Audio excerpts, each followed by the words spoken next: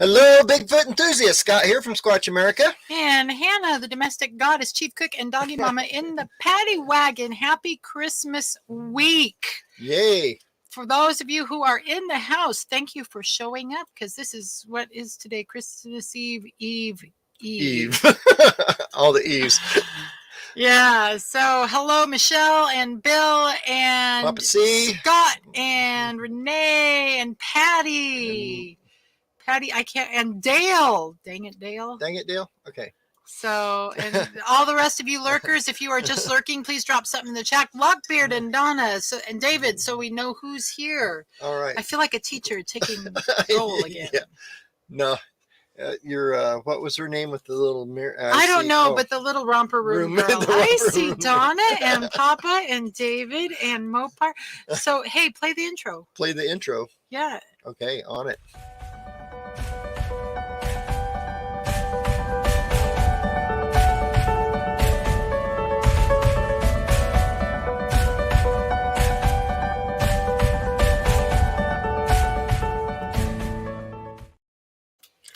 All right, folks. So today we have what? Jesus? the Bigfoot Jesus, the son of a Bigfoot god. Okay, so yeah. So today we are so excited to, my favorite part about our life is all the people that we get to meet when we go from festivals and cons and shows, and just honestly, the Bigfoot world. The real Bigfoot world, not the stupid, petty ass, dumb Bigfoot world, but the real Bigfoot world is full of awesome people who are totally committed to, to the reality of it. Mm-hmm. So we met Paul Freeman's son, Michael, when we were in Pocatello a few months ago. And honestly, it's like, why couldn't he be my kid? I have a couple of people. It's like, I'll just adopt you. All right. Anyway, so we're so excited to have Michael Freeman in the house with us tonight. All right. Hi, Michael. How's it going? It's going good. How you guys doing? We're doing great. Cold. We're cold. We're cold. I am cold as well. Yeah. Yes. Very chilly here. With minus 11 morning. Oh wow. Yeah, I know. It's like here in Baker. Sometimes it does that too. We get 16 below. I think this is the coldest we've had. Don't even suggest that. Oh. Do you know what's fun when it's that cold? Is you take a hot cup of water, like steaming hot water, go outside and throw it in the air and see what happens. I learned that trick in Alaska. Right. It just turns to like gas and floats off into the. Yeah, I got in the hot tub last night at like 10 o'clock and I set my beer on the table next to it. And within 2 minutes, it was slushy. Oh. Yeah, that's crazy. It's like a beersicle. Like a beer. So, all right, everybody in the chat, get ready to ask Michael some questions. But before we do that, please take a minute, like this video, share it into the YouTube universe, and because we got 18 of us sitting here, so Yeah. do your due diligence, like and share, and do all that thing. Do all the things. YouTube stuff. Okay. So, Mike Casey's in the house. You know Mike. I do know Mike. Hello, Mike. Hope you're doing well. Yep. So, anywho, so let's get into this. So I'm going to ask you a question. What got you into Bigfooting, or are you into Bigfooting? I am into Bigfooting. Yeah, you could say that. I'm not what you would call a boots on the ground researcher that goes out all the time and looks for evidence. But I consider myself more of a historical researcher. And, I've done a lot of research on the Blue Mountain evidence from the 80s and 90s and early 2000s. And I really concentrate on that, and recently wrote a book about my dad and some of that stuff, as well. But I'll continue to research that. But into it, I guess you could say I was 5 years old when my dad was working for the Forest Service and had his encounter. And I was kind of pulled into it from that point. Yeah, exactly. Yeah, you grew up with it, which is exactly. Yeah, I did. I grew up with it like my entire life, so I didn't really know any better. Yeah, exactly. Yeah. Is there an opportunity to make an adult decision about these things? I don't know. I mean, Yes, like there being is. baptized when you're Absolutely. 6. Yeah, no, there's an opportunity to do that. I went through that, you know, and I'm very objective, or I try to be, and I try to be very open-minded. And I went through a process where I looked at the evidence, and I took into account, you know, what I knew personally, and other people's opinions as well. But I looked at the evidence and I did my own research because, you know, I've said before, I've never seen one in person. I've never had a sighting. And so there's only so far that I can ever believe and be convinced without having a sighting for myself. It's never going to be 100% unless I see one. But I do like to say that I probably believe as much as you can without ever having seen one, just based on the family that I grew up with and the experiences that I had access to and the research on the evidence that I've done since then. Yeah, you know, that was like me. I was like 99% sure they were real just from the evidence that I had seen, you know, and then 4 years ago, I actually saw one for the first time. So You're going to have to get used to saying 5 years ago pretty short. yeah, I know. Yeah, Just, I'm freaking old. Okay, but anyway, Alder, right. yes. But yeah, and I totally understand that. I mean, of course, I had a little bit of different take on it myself, you know, being an anthropologist and being working with the Native American tribes my whole life. You know, there's a lot of evidence that they have that literally hasn't been, I can swear, hasn't been shared with the white man, you know, or Right. anything that's really interesting. But so from all that, you know, just the morphology of the foot told me this wasn't fake, you know, basically. Yeah, I think, you know, if a lot of people that are, I wouldn't say non-believers, but skeptics, you know, from the skeptic viewpoint and the detractors, I think if a lot of them took more time to scientifically look at the evidence that's available at hand, maybe it wouldn't convince, you know, people fully, but at least it might open their mind a little bit to possibly accepting the existence, you know, of Sasquatch, because the database of just footprint evidence alone is outstanding when you start to look at, you know, the physical anatomical features and the biomechanics of everything. To think that, you know, someone or somebody or some group or whatever you want to call it is out there literally hoaxing every footprint that's ever been found is insane. Yeah, that is. Yep. your fish has me kind of mesmerized here. No, Yeah, they do that. yeah. They're coy, so they're really friendly. Yeah. And so if I sit near the tank, they want to come over. Yeah, this has nothing to do with Bigfoot. One of my favorite YouTube channels is it's about a guy who bought a lobster from a supermarket and is raising it as a pet. It is the best. Leon the lobster. It's like, I can't wait. Every time a new Leon video comes out, it's like, oh, I gotta go watch Leon. So anyway, moving on. Sorry. Squirrel. It was the fish's fault. All right. So Okay, so I was just looking to see. they're talking weather. They're talking weather in the chat. Okay. Wow. It's only It's 4 degrees in 4 Amarillo, degrees in Texas. Amarillo, Texas. What the heck? We are not going there. Oh man, that's cold there. That is cold there. No, we were actually in Texas 2 years ago when they had that big winter The snowpocalypse. snowpocalypse thing where it snowed for 3 days, you know, and trust me, we were in Houston and everything was shut down, gone, you know, and I'm like, it's 32 degrees, you know, and it's Right. a little, and you've got, you know, 6 inches of snow and it's an apocalypse. But, you know, It was funny. it was funny. I mean, I grew up in the Blue Mountains, so you know, so I'm used to it. But we know a little better. Yeah. yeah. But what people didn't realize was the 4th day it was 76, and the day after that it was 89 degrees. So you know, it didn't take it. So yeah, it wasn't actually where Deduct Springs is, and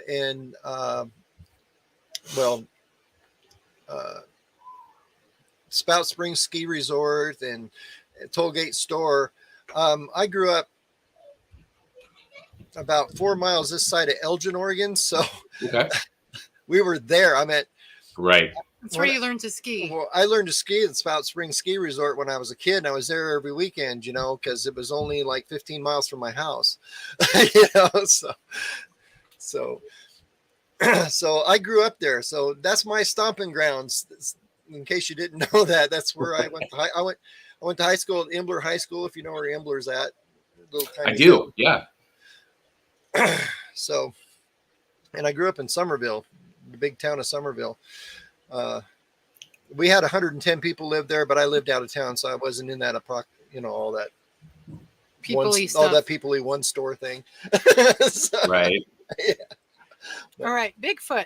Let's talk about Bigfoot. So, growing up there, believe Yes. it or not, I had heard about Bigfoot a little bit from a lot of people.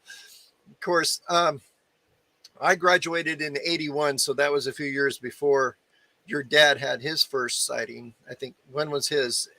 82. 82. It wasn't too So it wasn't too before. much. So I was there when it was all happening. Yeah. So, and I tell you what, that your dad kind of inspired me, you know, because, you know, I was young, 18, 19 when that happened, and we lived right there. And I'm like, oh my gosh, it's right up the hill. And so I have to admit, I had probably spent some time up there looking for Bigfoot myself in the early 80s. I didn't find anything, but I wasn't that far north. I was down in like Indian Creek, if you know where that's at, Elgin area. Okay. On this side of the Blues, you know, on this side of the highway, we'll put it that way. You know where the toll gate road is. So you were on the north side, I was on the south side. Right. So 82, where was that at? What was his first find? There we go. Well, that was Tiger Canyon Road, right outside of Walla Walla, June of 1982. And he was working for the Forest Service. Mm-hmm. He was out on patrol and was on foot trying to get a head count on a herd of elk, and came around the corner, and one was coming right off a hill right in front of him, about 60 yards ahead of him. And, you know, my dad wasn't a believer at the time. A lot of people don't realize that. You know, he thought that was, you know, something for, you know, old drunk cowboys and you know, loggers that had, you know, taken too many blows to their head or whatever you want to say. You know, bar stories that were passed around. He'd never seen anything like that. But it changed his mind, you know, immediately.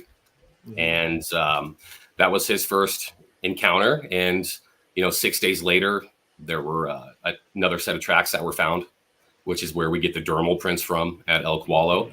And it kind of set off an obsession that lasted, you know, the next 15 years of his life. Wow. Yeah.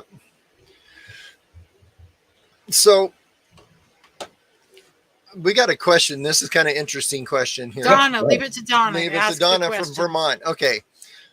Michael, how often was Bigfoot a topic of conversation around the dinner table when you were growing up?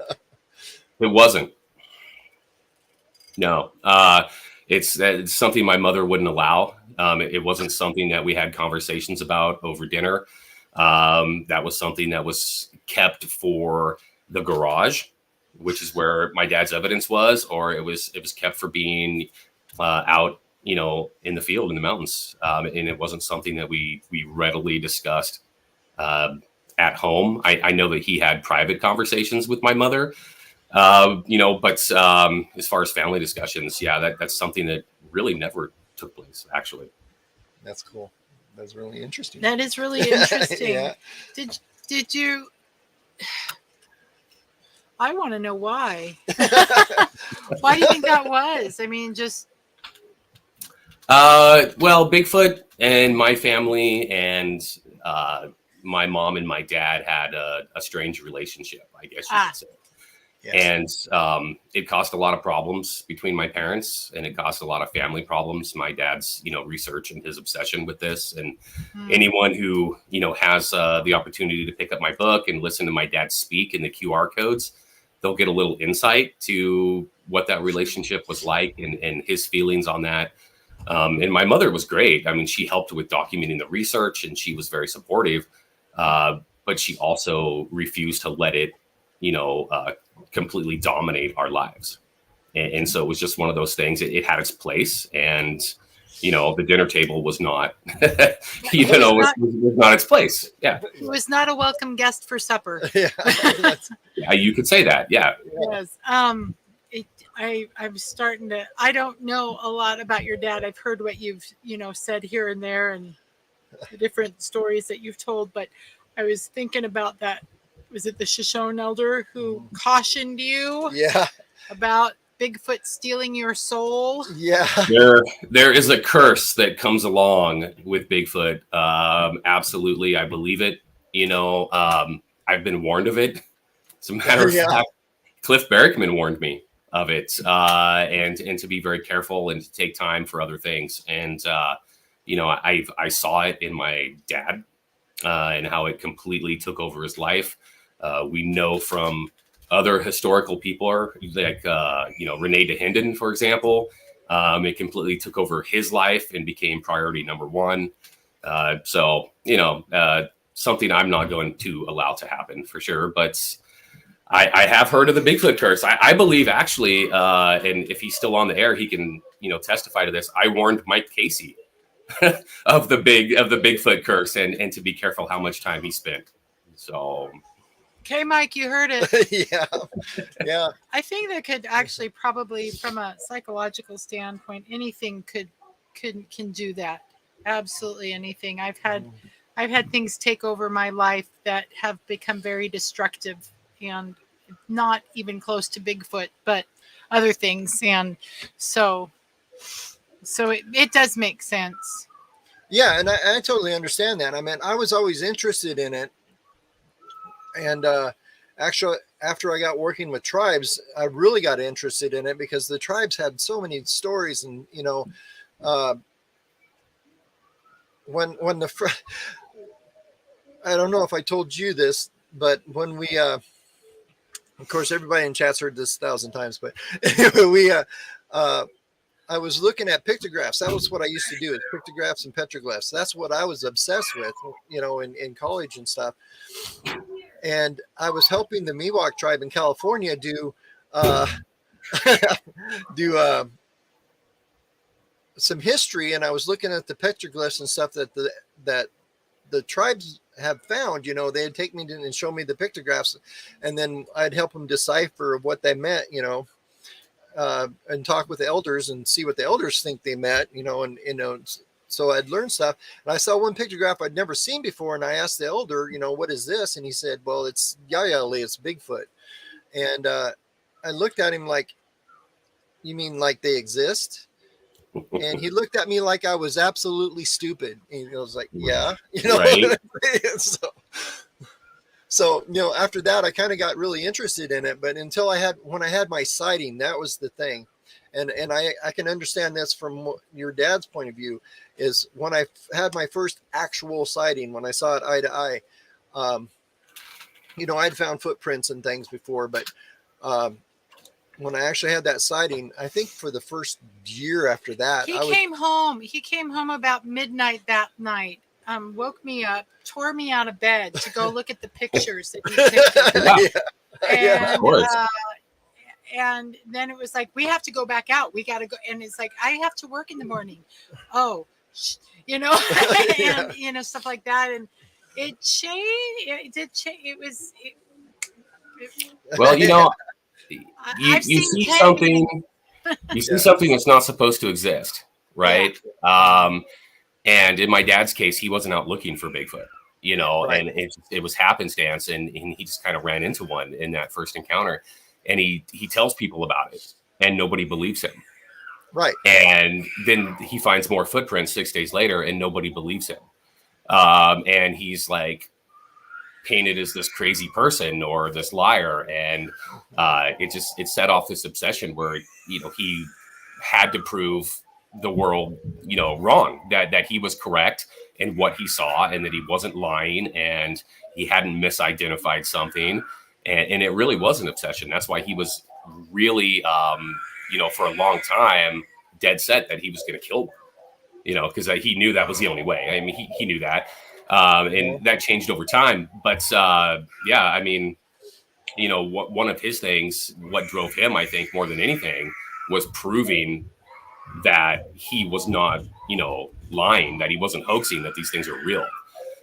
And I apologize. My 1-year-old is screaming upstairs. That's all right. I understand. And my 11-year-old and my 3-year-old are fighting. I can hear them yelling at each other. So don't you miss those days, honey? No. Oh. Yeah, my 1-year-old's 38 now, so I don't have to worry about that. Oh, yeah. So well, they still fight, by the way. I'm slightly distracted because I'm like listening to what's going on, and I'm like, yeah, the arguing with each other didn't change. Doesn't change when they're adults either. So, but still go at it. All right, hey, it is 21 minutes after. Oh, that's okay. We still got a little bit of time. What I wanted to ask is, after he had his first sighting, he got kind of obsessed, and so I understand that about people not believing you, and, I still get people on our videos and on YouTube or on the Facebook and stuff tell me how stupid I am, And you don't take it personally at all, do you? No. no, we don't. Yeah. So, and in fact, I had one guy. We all know the truth of that. Yeah, we were doing a video. It's kind of funny. I set up to do a video, and we had posted that it was an upcoming live chat, and we're going to talk about Native American culture and Bigfoot legends. And some guy said that I was culturally appropriating, and I didn't know anything about Native Americans, and I'm like, it's literally. I have a degree in it. I mean, I'm literally what I've done my whole entire life, But haters are gonna hate you. Yeah. Just kind of tell them to F off and go on. Yeah. That's the constant struggle, and I kind of made a deal with myself that through this process and me writing this book and going to conferences and doing presentations and these podcasts and, in shows like this, that I wasn't going to speak negatively of anyone. I wouldn't speak ill of anyone. I just wasn't going to do it because I don't think it's right. But there's a few out there that are gnawing at my bones. So let me tell you. And that promise I made to myself, that might be, one glass of whiskey away from disappearing. So. Yeah. Oh, I understand sometimes. Yeah. And I understand where your dad was coming from too, and he had to prove it. But here's the funny part. He got the proof. He got the video, and still nobody believed him. Yeah, let's be honest here. There's no proof of Bigfoot. There really isn't, and I'm one of those people that believe that. We have evidence that supports the theory of its existence, but solid actual proof is a body. Yeah. And so videos are nice, photographs are nice. The Patterson film is nice. My dad's film is nice, but it's not a body. And so you're always going to have those detractors that feel that way. And I agree with them 100%. I personally think footprint evidence is by far more valuable than video evidence. Oh, yeah. Because we can actually study it and hold it, and look for similarities. But he did get the footage, of course. And next to Patterson, it's, considered, I guess, the second best piece of footage. It is, in my opinion, at least, and a lot of other people's, not everybody's. Especially the enhanced version you get to see in the book. Yeah. I'm impressed with the enhanced version. I really am. I think anyone who hasn't seen it needs to, pick the book up or borrow somebody's or something and go ahead and take a look at that. There's some, special things in there. And I think at least, as far as my opinion is concerned, I think that we've, got a baby in that footage. Yeah. I don't think there's anything else we can look at. And I was a skeptic of that. I, for many years, was not sure if something like that was there. At one point in time, about 6 or 7 years ago, I was riding the fence of, I don't think that's a baby. And I'm convinced now that it is, because I took the time to study the evidence and I took the time to look at the enhancements with an open mind. And it has convinced me otherwise. So, but I always thought, like, how could it have been there? How could there have been a baby there and my dad not knowing it? How could he not have seen that when he was looking at it, but you start looking at it, historically. And first of all, he was 100 feet away. It's through the trees. He was at a slightly higher elevation than he was when the video starts. And he didn't see that action that was going on. He thought it was a whole separate adult Bigfoot, which we now pretty much think we know that it wasn't. And he does describe, which is interesting, to Vance Orchard the next day, that when he saw that, when that action was taking place, he thought that Bigfoot had a deformity. He thought it had a lump on the side of its head or neck, or that it was, possibly a hunchback. And that's what he described it as. And I don't think that, it had a deformity at all. We see earlier in the footage that it doesn't, if it is indeed the same one. I think that what he saw is he actually did see the baby. And he saw the baby the mother pick it up, and it was on her side or it was on her back. And he mistook that for, a possible hunchback from 100 feet away, because he wasn't even thinking that, there could be a baby there in that footage. So, in hindsight, he did see it. He just never realized it. Yep. Yeah, that is so cool. Yeah, and I love getting these insights because, I grew up with the stories, the Freeman film and this, and I feel a lot closer to it now than after having read the book and met you, than Right. I ever have before, because to me, your dad was, I don't want to use the word legend, but He was. but I look, when I got into Bigfoot later on in life, I kept thinking back, I grew up there. That's where the Freeman film was, that's Right. Well, I mean, as far as Bigfoot researchers go, and of course I try not to be, but I have to have some sort of bias in me, as being a human. But as far as Bigfoot researchers go, my dad is a legend, and you referred to him as a Bigfoot god when the show came on. So I don't think legend was too far out of the picture at that point. Yeah. Yeah, and Dale in the chat just said he was a pioneer, and he definitely was a pioneer in this. He was a pioneer, yeah, absolutely. That's the best. That's the best term. Yeah, and I fully believe, if they built, let's say, if they built a Mount Rushmore of Bigfoot researchers, maybe my dad wouldn't be on it, but he would deserve to be considered for it. Yeah, so I like to look at it that way. But he was a pioneer. He's a legend. He's quite famous or infamous, depending on which way you want to look at it. So, well, I would have to say that the way that the average person attacks truth that they don't understand, absolutely, he would belong in that. The more people fight against something, so. Yeah, he went kind after of a martyr. He's a Bigfoot martyr. It was kind of interesting. I'm a little quirky, and I like looking into some of these older, not so famous Bigfoot researchers. And I don't know if she's in the chat, but I'm gonna bring her name up, like Dar. Nobody knows who she is. Well, they're going to. Yeah, they are going whether to. she likes it or not. Whether she likes it or not, exactly. And it's actually, I mean, speaking of Dar, I love Dar, first of all. But love Dar.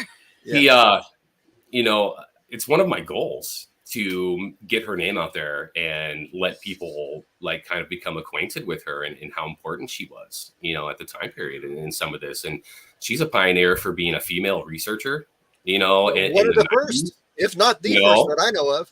Well, the first in the Blue Mountains, at least.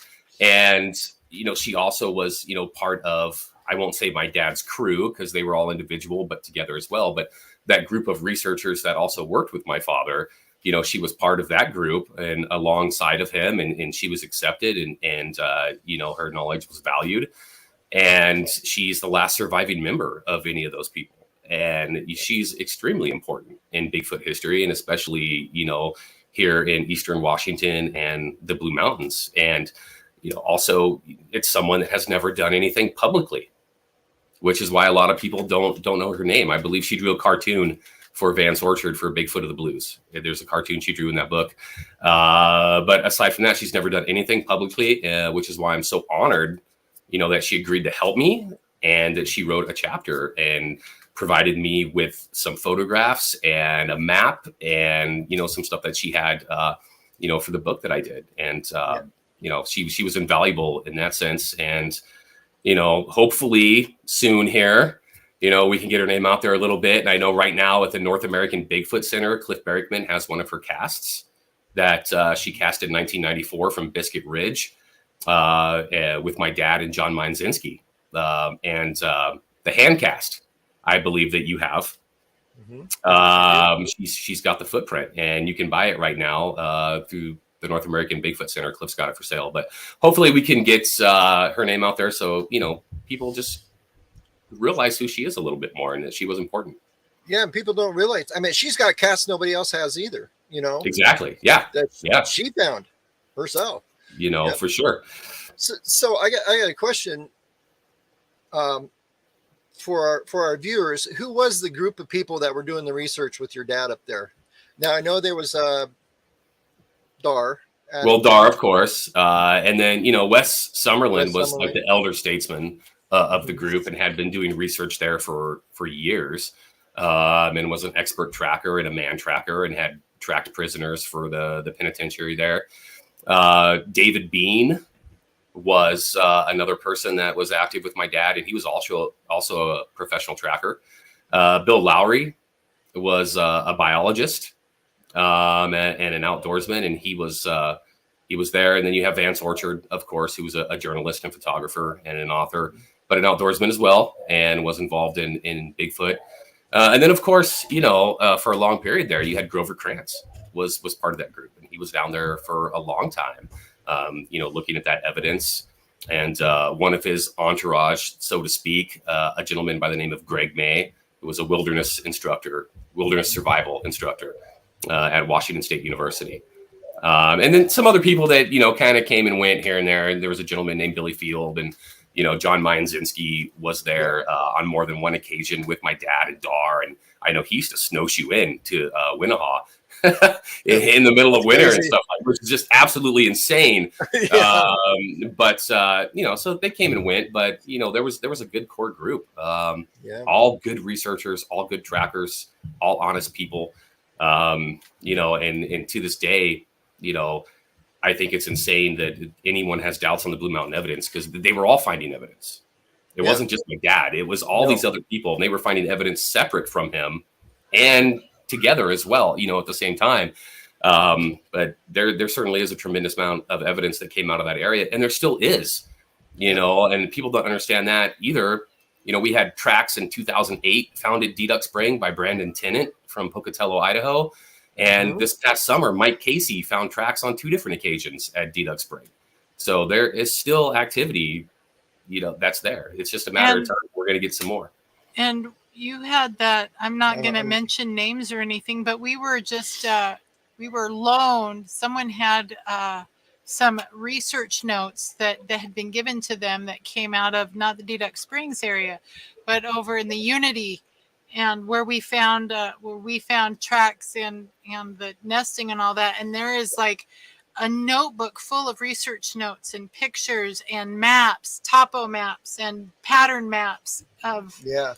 And I'm going to see if I can hold this up to the camera. See that?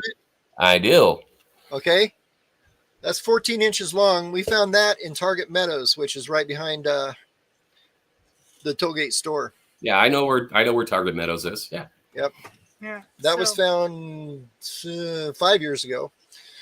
I found that one. So. And Jonathan Summerlin, Wes Summerlin's grandson, is still down there, and he still finds tracks and evidence. And he's not as public with it, but he is active. And he finds evidence as well. So the people that think everything dried up, when those old timers like disappeared and went away, or when my dad went away, It's completely not true. It's just the people that were keeping it active in the media and in the public eye, like my dad and the group with him, they're no longer there. And so you just don't hear about it as much anymore. But there certainly isn't, a massive drop off of activity. No. No. So, hey, we're going to have to take a break and do a quick commercial thing. But I just wanted to say to our audience, we're really, really engaged in this conversation. So my apologies for not making snarky and cute comments in the chat with you. But we do want to acknowledge everyone that is in our audience tonight. So please like and share, do all those things. And what do we have? We're gonna have a special Christmas gift. Pyro, this is for you. Okay, so here we go.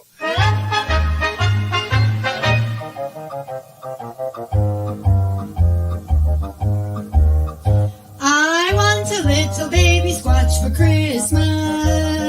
Only a little baby Squatch will do. I don't want a car, no sparkly diamond ring. Only a little baby Squatch will make me want to sing. I want a little baby Squatch for Christmas. I don't think Squatchy's mom would mind, do you? They won't have to whoop or knock upon the tree.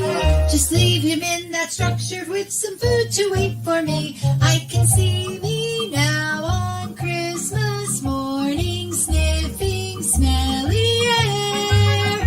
Oh, what joy and what surprise when I open up my eyes to see a baby Bigfoot sitting there. I want a little baby Squatch for Christmas, and only a little baby Squatch will do. No Loch Ness monsters, no ornery chupacabras. I only like little baby Squatches, and little baby Squatches like me too.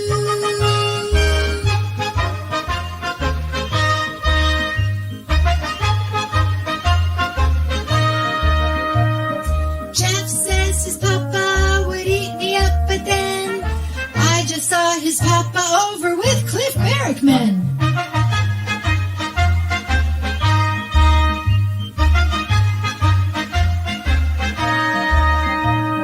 And when he grows up strong and has that Bigfoot clout, if we break down in the woods, then he can pull us out. I can see me now on Christmas morning, sniffing stinky air. Oh, what joy and what surprise when I open up my eyes to see a baby Bigfoot sitting there. I want a little baby Squatch for Christmas, and only a little baby Squatch will do. No Loch Ness monsters, no ornery chupacabras. I only like little baby Squatches, and little baby Squatches like me too. Hey everyone, thank you so much for watching our Christmas video. We want to wish you happy Hanukkah, Merry Christmas, cool Yule, festive Kwanzaa, happy winter solstice. Anything else? Did I miss anything? Anyway, thank you so much for coming with us. It's been a long road this year. We're looking forward to great things in 2023.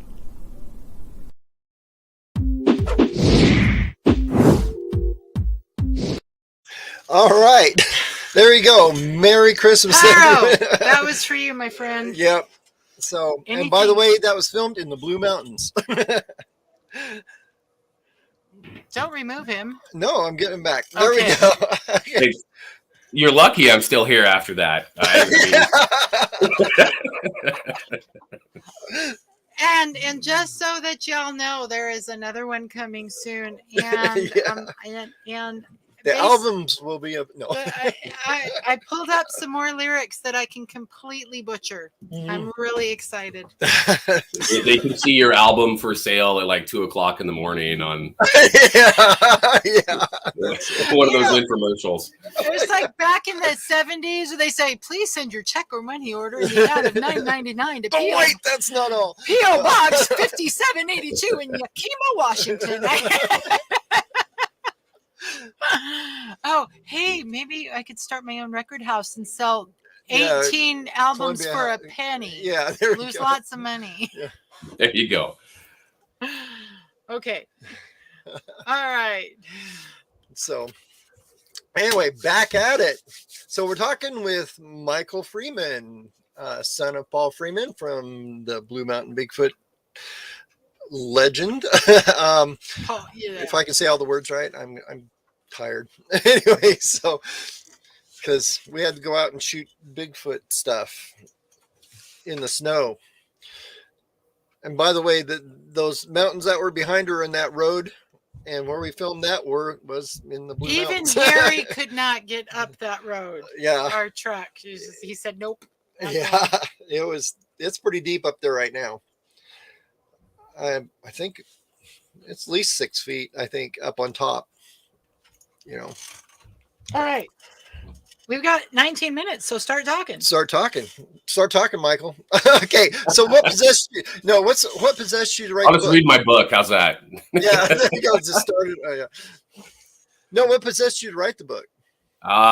Man, my dad, I guess. I had an idea in about 2016 that maybe, someone might be interested in this. Maybe he deserved to have it done, that type of thing. And it kind of fell apart. But, thankfully for me, Cliff Barrickman and Doug Hychek kind of came back around and talked me into doing it a little bit. And, honestly, it's for my dad. He wanted to write a book. He had the intention to write a book. That's why he had recorded most of his story on audio cassette. And, I just think it's one of those things. It just got him down in the end. And it's something that he never did. And so I said, well, what the hell? I'm going to write it for him. And, that's what I did. And so in a way, even though my name's on it, it is his book, and it's also a tribute to him at the same time, and it's also an evidence catalog at the same time, so there's a lot going on there. And, if you haven't seen it, I thought I'd plug it for you. There you go. There's the book. The link to art and all of is its in the hardback show glory. notes, everyone. Yeah, we can even do that too. We can do that. Oh, that's There it better. is. Now you know what Yeah. to do. Yeah. So there's that, and the link to buy the book is in the description right now. You can just go down there and click it.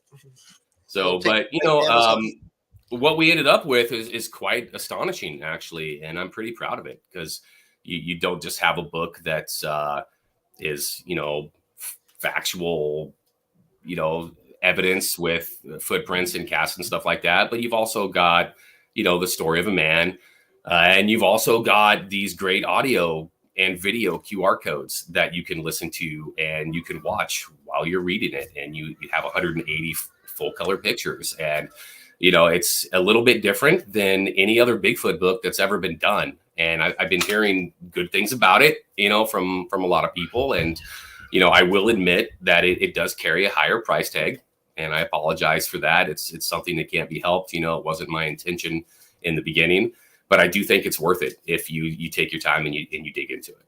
So, yeah, the one thing that really impressed me about it is the, it has QR codes in it, people, that you can click on with your phone, and it goes to an audio file or a video file in some cases, and you can literally hear his dad talking, telling you his story. And I tell you what, that really touched me. A lot of those audio from your dad, I was like, oh my gosh, there's some really good stuff in there, and there's a lot of good stuff about his relationship with my mom and how Bigfoot affected them. There's a lot of good stuff about how he felt about other researchers and his relationship with them and the way that he was treated, and of course descriptions of his sightings and some of that stuff, and my brother as well. And there's some fantastic audio. My favorite part of the book by far is my father's audio and just listening to him talk, and it's the best part of the book. If I didn't have that, I wouldn't have a book, and Doug Hychek, actually, it was his idea, because initially I was going to transcribe the audio cassettes, and they were just going to be written chapters, and it was just going to be what my dad said, and I was going to transcribe it, and you were going to read it. And, Doug Hychek said, no, I've got this technology here, we're going to listen to his voice. And then I immediately just was like, all right, let's do this. We're actually going to do this. This is going to be cool. And it is, I love it. So, the next iteration of this kind of technology will be a holographic projection. Yeah. Right. Yeah. It's like, I mean, and then like the holodeck, and you can relive the experience with them. Yeah, there we go. well, and it's really cool because with technology and cell phones and tablets and all that, I won't say that books have become obsolete, but they're certainly not as popular as they used to be. And what we've done with this style of book and what I've been able to put together, with the help of the Hycheks, is bringing technology with the book. It makes it more engaging. You can engage with the content in a way that we've never been able. And it makes it more engaging, and it's kind of hopefully will bring the paper bound book back around a little bit, because you can do this. And you can get my book in the ebook format. You don't have to buy the hardback. But the hardback is just so much more impressive because it's bigger and it's got these big color photographs, and then it smells like paper. You can watch the videos on your tablet or your phone, or you can even watch them on your smart TV. Once they're downloaded, and you've signed in with like a YouTube account or whatever. I know some people that have done that. And so you don't necessarily have to have a phone for the videos, but just being able to listen to the audio and watch the video and everything right from the pages of a book without having to worry about putting CDs and stuff in, it's really cool. And honestly, I was talking to someone yesterday, and, they told me honestly that they think my book, like this style, is going to be the future of Bigfoot books, encrypted books. And I'm not the first one to do the QR codes. I know that Tim Halloran did it in the Bigfoot Influencers, and I think it's been done in a couple other books, but I don't think anyone's done it quite to the extent that we have, where the QR codes are actually part of the story, and that you can kind of engage and interact with them that way. And I hope it is the future if we were able to influence that in any way. I love what Judy says. She says, I keep thinking about my 3D Viewmaster back in the day. This is like a Viewmaster for the 21st century. It is. It kind of is. It's really cool. And you can read the book and you can be reading what I wrote, let's say about the 1991 Mill Creek Road Trackway, or no, you know what? Like the 1995 Scenic Loop Trackway. You can read what I wrote about that. And then you can listen to my dad's audio account, which is right there next to what I wrote, of him talking about it and him talking about going up there with Dar and who Dar Addington is. And then you can read Dar's chapter of the book and read her field notes that she took of those tracks, with my dad, and, see the pictures that she provided for that, and the map that she drew of, the tracks and where they ran to and how they followed them. And you just put it all together, and it's fantastic. Yeah. In the picture, I'm proud of it. I'm really proud of it. I really like it. And, I had a feeling for a while that I wouldn't be happy, maybe no matter what, but, I'm happy. Hey, there's some pictures from it right now. There's a picture from the book. Yep. That's a picture of a famous track, actually. Yep, it is. There's the track. So that is the track, the only cast that we have, actually, from the tracks that were found at the footage when my dad got his footage at Deduck Spring on August 20th, 1992. This photograph was taken August 21st, and there is the cast. That's the cast. And you can see the reeds there where it flattened the reeds out on the water's edge. Mm-hmm. Yep. And as Scott, as you know as well, and I'll let the viewers know, there is one of these in the mail on its way to you as we speak. I know. Yep. Yes, I'm gonna cherish it. To be honest, what I'm doing right now, and I want to talk about this in a minute, but what I'm doing right now is we're getting ready to do some sportsman shows that don't have Bigfooters at it. There's only going to be me. And the rest of them is going to be outdoor, hunting guides and stuff like that. So we did this last year, and we're actually setting up a museum of Bigfoot evidence in Oregon, and that cast and a few of others of your dad's and your dad's whole account and stuff is going to be on display there. So for the sportsmen's. That'll be a good place for it. So you're going to be the weirdo Yeah, at the sportsman show. All right. I am. You know, not the only weirdo. It's like the organizer of the sportsman shows has realized that Bigfoot brings in a whole new audience to his shows. Yeah. So now he's got a duo. Yeah. There you go. And He's got us. He actually bought for these shows, he bought a 10-foot tall animatronic Bigfoot Cool. to have at my booth. So but we've got a guy, there's a pretty prolific researcher down in Southern Oregon that will be joining Scott, and yeah, they're going to be the Bigfoot representation. I don't know if his name's Greg Roberts. I know Greg. I was just going to ask if that's who it was, but I didn't know if you wanted to give any names away. So. Yeah. Greg's not going to keep his name back.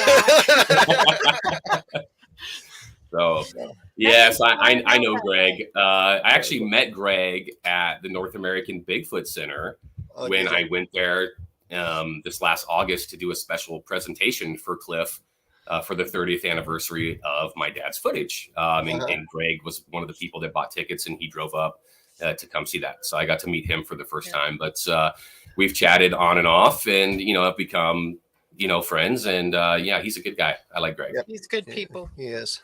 So I want to talk about this map that we had up here. Yeah. Well, that's a very small section of it. Yeah, it is. So the big circle in the center top there, that's Deduck Springs. That is the Deduck Spring area. Correct. And I don't know how well anybody can see the map there. It doesn't look like it's coming across like super, super great. No, it's not. But that is one section of my dad's Forest Service map.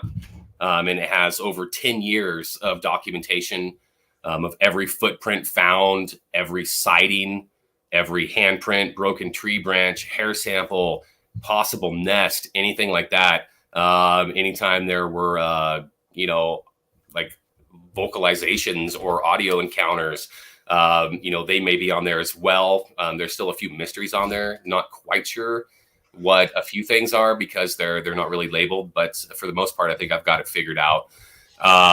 But yeah, that's pretty much the map that my dad used to pinpoint where he thought they were going to be at what time of year. And it led him to get the footage. That's pretty awesome. That's exactly when I had my first sighting, was because we had 5 reports from 5 different people that didn't know each other in the same place at the same time.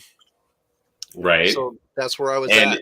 If you look at that map there and that big, large orange circle, towards the north, if you could read it better, you would see all the months and the years, the dates that are written inside of that circle. And those are all, some type of encounter or evidence found. And it's year after year, 1988, 1989, 90, 91, 92. And then every couple of years, it doubles up. And you get double the evidence found, and you can also see the tracks that have been found leading into and out of that area, from the north and the south and the west and the east, as well. And so it's the map was an invaluable tool. My dad was kind of ahead of his time. He was almost mapping migration, and it directly led to that footage. And if somebody wants to see the map, of course, I have pictures of it in the book, but if you ever make it to the North American Bigfoot Center, Cliff Berrickman is the curator of that map, and he has it on display there, so you can get a good close-up look at it. That's awesome. Yeah, I'm using it right now to plan my summer. So there you go. Yeah. So and there's parts on that map. If you look in the book and you look at the individual sections, as you get closer to the east to Hell's Canyon, there's parts of that map that are pretty much untouched. They're undiscovered. And they never made it that far, in his research. He never got that far, basically. So maybe, somebody, some of these days, you and Mike Casey and Dar or someone can maybe take that up and continue this mapping project and see what's to the east and to that Hell's Canyon area where, my dad firmly believed that's where they were coming from, was the Hell's Canyon direction. They were moving through the Nez Perce land, and they were coming into the Winnaha Two Cannon and then into the Deduck Spring area. So Yeah. We're like When I was a kid, we used to camp and went all the time. yeah. But and I can't imagine snowshoeing in there in the winter. I Cannot can't imagine doing it either. And I always tell people, like, you can't get in there in the winter. The only way to go in there is, if you get dropped off by a helicopter, right? Yeah, I know. And then I hear this crazy story from Dar Addington about John Mayanziski snowshoeing in there in the winter to go like camping and stuff. And I'm like, oh, this guy, but Yeah, I'll stay home for that trip. Thank you. Yeah. Yeah, it's really interesting because I literally, in the last 5 years, I've been doing research in this area. When we weren't traveling. When we weren't traveling, and getting reports from people, I've got a similar map myself that of reports that I've got over the years. Of course, mine are south of this. Mine are in the Elkhorn Mountains, if you know where those are at, behind Baker City. And that's where I had my sighting. Pretty active. Which is only 20 miles, I think, south of this as the crow flies. About that, probably, yeah. Yeah. So, and I've almost worked out the same thing. I've got dates and times, okay, they're here, and this time of year they're over here, this time, I'd love to get to see that up close because I have sightings that we have from that area, like where I showed you that footprint I found. We found footprints that us and a couple other people found footprints 1 year, but then the next year we didn't find any there. So I'd like to correlate how many years apart these are to see how many years apart maybe mine are going to be, basically. Yeah, and it's not uncommon for that to happen either. And we have instances in my dad's research with certain individuals that we know what their tracks look like and what their casts look like, and we can match them to that individual. One in particular where they've disappeared for almost 5 years, and then all of a sudden the tracks come back again. And so you never know, and we're not sure why. Like, why did that happen? They went somewhere, or they're raising children, or they had some kind of injury, or maybe nobody just saw the tracks, but I mean, it definitely happens. And if you look at the deduct area, like I said, it's year after year, there's evidence or encounters there, but then like every other year or so, it starts doubling up again. So it's almost like every 3 years, like the activity picks up. And my dad happened to hit it in 92, and he knew that's where they were going to be, and if you know that story, or if you haven't, you could read about it in the book, or you can, hear it. But like he knew they were going to be there, and he was right. Yeah. So, and something else I found in the book that I didn't know about. There's more than one video. There is more than one video. Yeah. A lot of people think, well, there's the Freeman film. There's more than one Freeman film. There was a video that was captured 4 months before the famous one, and it's not a very good video, as a matter of fact. Well, I shouldn't say that, because I think it's fantastic for one reason. But the images of the Sasquatch, the supposed Sasquatch, we'll say, are not great. It's hard to see. It's kind of uphill. The road is part of its body's cut off. It's my dad didn't zoom the camera in at all. So there we go again. And it's not a great video, but what's really interesting about the video is the tracks that are left by the individual that he follows afterward. And I don't have a positive identification on the tracks to where I can say 100% I know what individual it belongs to. But I'm about 70% right now. I think I know what individual it belongs to, and it is not the same individual that is in the footage at Deduct Spring. Right. They are different Sasquatch. Yeah. Because there's Wrinklefoot. I know that one. And I believe that the other video, what we call the Green Peak video, I believe it's Wrinklefoot in that video, and I think it's her tracks, and it's really hard to tell because the footage is not great, but there's a couple instances where you get decent looks at the tracks, and at least to me right now, it certainly appears to be Wrinklefoot. It's certainly not Big Jill, who's the one that's in the deduct video. I can tell you that. Right. 100%, it's not the same animal. It is definitely not Big Jill. I'm 70% certain that it's Wrinklefoot. Oh, that's which interesting. would be the other female in the area. And if I am correct, and it is Wrinklefoot, we had not seen Wrinklefoot in almost 5 years. And then she shows up in this video. So I was talking about that. I was alluding to that a few moments ago. So it's kind of cool and important if it is her, because she hadn't been seen really since about 1987, early 1988. Right. So that's pretty cool. And there's a really bad sand copy of Wrinklefoot cast at the Tollgate store, by the way. You showed me that one time. I think you showed me a picture of that. The sand. Yeah, no, people thought it was cool to do that. Yeah. It's not cool because you lose all the detail, you know, Yeah, but exactly. I mean, it looks like an original, I guess. But yeah, don't make sand copies. Yeah. Well, Yeah. But and another thing you mentioned earlier, I wanted to throw back. In the Tollgate store, there's the Dermal Ridge cast is on the wall in there. If you take the screw out of the middle of it, which is screwed to the wall with, Yeah. because they drilled a hole in it, you take that cast off the wall and turn it to the back. It is literally signed by Grover Krantz. It's a Grover Krantz original. Yeah. And, you know, most people don't know because I don't really talk about it, but the mold I have for that cast is Grover Krantz's first generation original mold. So that cast may have been actually made from the mold that I have. Yeah. That's awesome. That's okay. neat. All right. Guess what? Oh no, it's time. It is cast time.